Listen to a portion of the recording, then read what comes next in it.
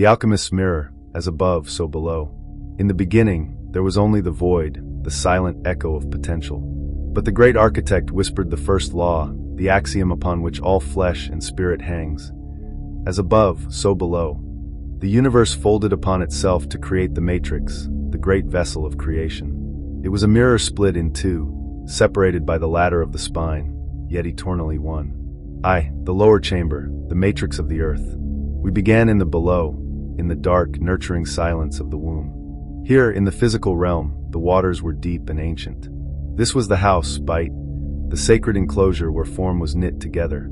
Here grew the tree of life, which men call the placenta, rooting the soul into the heavy clay of existence. The body was formed in this mat/mother, a structure of three, a trinity of flesh, blood, and bone. It was a place of waiting, a dormant seed resting in the dark waters, waiting for the spark. 2. The ascent, Jacob's ladder. But the destiny of man was not merely to exist in the dark water. The destiny was illumination. A sacred substance, the CSF, cerebral spinal fluid, the Christ oil or chrism began to stir. It was the dew of heaven, wetter and richer than earthly water. It sought to rise. It began its pilgrimage up the spine, the great Jacob's ladder. In the alchemical script, this column was the phallic force, the deliverer of the seed. It carried the essence of life upward, defying gravity, moving from the root of the earth toward the firmament of the skull. It was a long journey of transmutation, turning the lead of physical survival into the gold of spiritual awakening. 3. The upper chamber, the matrix of the mind.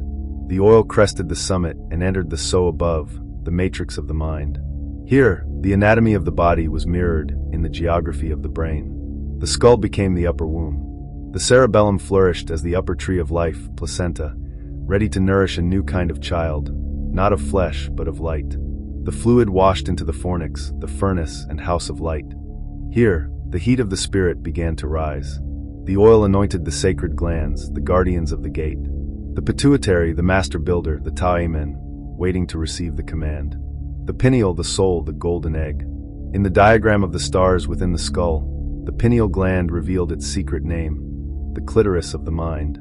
It waited for the stimulation of the sacred oil to open the eye. 4. The sacred marriage and the birth. The moment of alchemy arrived. The union of El and Nu, thought and fluid, took place within the dark, watery womb of the brain. The pineal, soul/light, was struck by the rising frequency. The golden egg cracked open. The furnace ignited.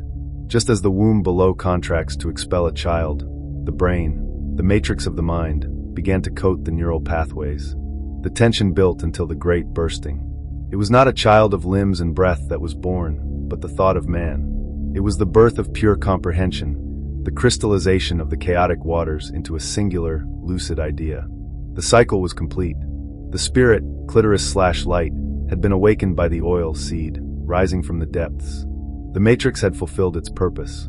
The sleeper awoke, realizing that the temple was not made of stone, but of the very bones that held him upright. Thought had given birth to man. Would you like me to break down the etymological origins, real or symbolic, of specific terms used in this diagram, such as fornix or ta'amen?